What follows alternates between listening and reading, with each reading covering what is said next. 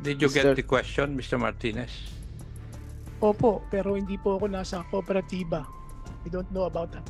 Hindi. Anong sagot po ninyo? Yes or no? Are you in a position to answer that question? No po. Baka Mr. Chair, baka yung LTFRB sa PA. Hindi. Kasi dinirect ni Honorable Busita kay Mr. Martinez yung katanungan eh. Mr. Martinez, Yes, sir. kung hindi man ikaw, may alam ka ba na may bayad, sinasabing may bayad yung provisional authority? Your Honor, alam ko po, wala. Yan po ang pagkakaalam ko, wala po. Are you sure? Yes, Your Honor. Ang alam ko po, Yung representative ng Metro Rizal? Mr. Chair. Wala po kami binabayaran kahit ano po sa PA po. So wala. Mr. Martinez, no? Sigurado ka wala? Please, be honest. yes, based ang alam ko po, Mr. Hindi. Chair. Ikaw kasi, Mr. Martinez, ang nag-ayos lahat ng papeles ng transport group na ito. Alam ko yun. Kaya huwag ka magsinungaling. Opo, Your Honor, pero binigay ko na po lahat sa kanila paano nila aayusin. All the budget I've been given to them. Binigay ko po lahat. So, are you telling us na wala kang alam? Pag nakakuha ko ng witness, I'm warning you. Papasite in contempt kita. So, last warning, may alam ka o wala? Pag nag-produce ako ng witness, papakulong kita. May alam ka o wala? Mr. Chair, paano po bang alam regarding ano po yung direct Yung sinasabing may bayad sa provisional authority. Alam ko po, Mr. Chair, wala. Pero So, wala. Opo. Okay, wait and see. Magpo-produce ako ng witness. Mr. Chair, thank you. Mr. Martinez, hindi po ako naniniwala doon sa sinasabi ni Honorable Fernandez na i-account mo lang ay 2 point something. Yes. Your Honor. Would you agree with me? Yes, Your Honor. Yes. Matanong lang kita, Iho. Sige. Magkano ba yung gastos bago kayo naghati ng transport? Nasa around 4.5 million po, Your Honor. Yun ang tinatawag mo dati na processing. Yes, Your Honor. Yes. Kung alisin natin yung 4.5 doon sa 14 something, less than 10M ang natitira. Tama? Yes, Your Honor. Kasi hindi mo masabi sa akin.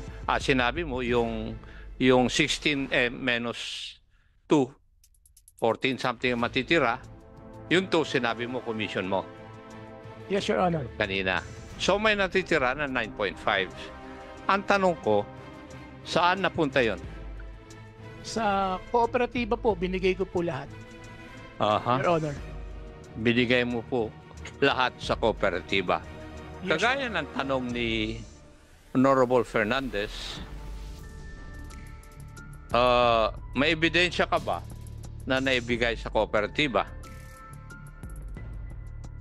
Yes, So po. I hope Yes, the Your Honor. Honorable Fernandez would believe in me na hindi lang 2.1 yung kwan. Kasi nandun na yung nagbigay mismo, sinabi na niya eh.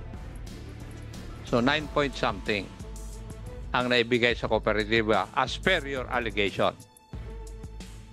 Yes, po, Your Honor. And the evidence are, or the pieces of evidence are, Ito pong aking mga binigay po sa inyo na yes. message. Pwede bang sabihin mo sa akin, sino yung lolo? Dito sa communication nyo, may lolo eh. Siguro po, pwede nyo itanong yan doon sa nag-text sa akin. Sino ba yung nag-text sa'yo? Si Miss Julie Tablan po, Your Pwede Honor. po ang malaman, Madam Tablan, kung sino yung lolo binabanggit ninyo dito sa text na humihingi ng cash advance na 500,000?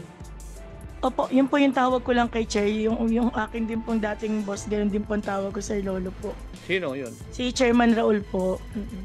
Chairman Asuncion. So, Mr. Asuncion, kayo po yung lolo na binabanggit ni Juan? Ay, hindi, tinatanong ko po kayo. Yes po, sir.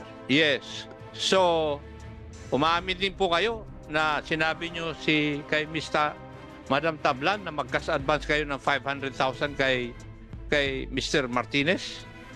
Wala po ako nare-recall na sinabi ko po yan.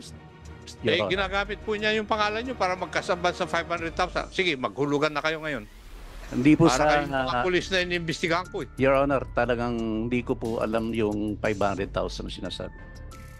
Pero nandito po yung ebidensya ng mga it's either you or Madam Tablan would be lying. Tama. Wala po dun sa kay Mr. Martinez at saka kay Kasi alam ko na yung buong istorya ni Mr. Martinez eh. Oo. Alam ko na. Oh. Nasa inyo ngayon ang burden. Kayong dalawa ngayon, within doon sa authorities ng transport, ang nagsisinungaling. Can I be acknowledged, sir? Yes. Yes. Unang-una po, sir, si Alpha po, hindi po namin alam na siya po yung nagpipinance nung sa aming Metro Rizal. Naalaman ko na lang kay Mr. Mabilog lately po. Kaya ako po yung nagtataka kasi nga may lumabas na vouchers na if I recall, that's how much cost to 2,050,000. Wala naman po kaming alam doon sa voucher na 2,050. Ang talagang pinirmahan lang po namin is 2.6 million. Hindi ko po na bakit po ngayon ko lang nalaman na ito si Alpha Martinez pala ang nagpipinance sa amin mantalang ang kausap namin si Mr. Mabilog. Hindi nga ako membro ng cooperative ninyo. Alam ko yun eh. Di ba? Na siya ang nagpipinance. Doon pa lang sa first hearing na lumabas si Mr. Martinez, alam ko na siya nagpifinance. Sinabi ko nga eh. Inamin naman niya doon eh.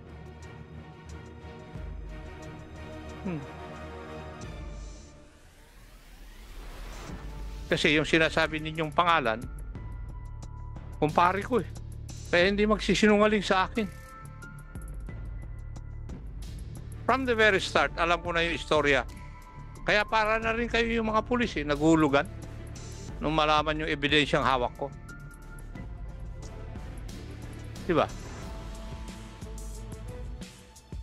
Mr. Chair. Nasa inyo na ngayon ang problema eh. Kayo Yes, dalawa. sir. Honest to goodness po. Talaga pong hindi po namin alam na siya po yung nag-finance po niyan. O yung problema doon kung siya nag-finance. Kaya nga po. Ang tinatanong ko is merong 16 million na ibinigay na discount ng Mahindra.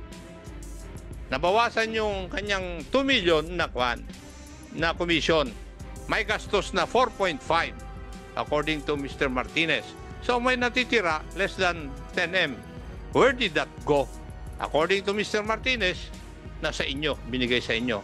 And if I read all the text messages here na binigay ni Mr. Martinez, nandun ang mga pera na napupunta sa inyo eh. Through Madam Tablan. Kaya ngayon, ang nagsisinungaling sa inyo, nasa inyong dalawa. Kasi ayaw mong aminin na nagkakas-advance ka ng 500,000 na sinasabi ni Madam Tablan kay Mr. Martinez, nagkakas-advance si Lolo ng 500,000. So, nasa inyong dalawa nagsisinungaling. Tama? Para malaman ng mga membro ninyo na nasa inyo yung pera.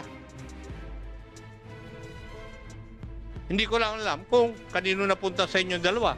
But my point is, if you ask me, ang speculation, nasa inyong dalawa.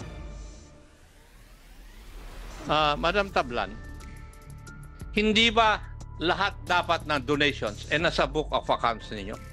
Sir, yun po yung Ano ko na-audit. sa iyo, Opo. na dapat ba yung mga donations like the one stated by Mr. Martinez dapat naka-reflect sa book of accounts ninyo or sa inyong financial statements? Ipagpaumoy ninyo, sir, kasi Yes ito po, or no? hindi po namin alam talaga, sir. Hindi mo alam na dapat sino bang humahawak ng accounts ninyo? Ikaw? Ako, sir, pero hindi po kasi hindi dumaan mo sa alam amin yun? yung pera. Then you do not deserve to be the general manager. GM ka eh. Nak na tinapay.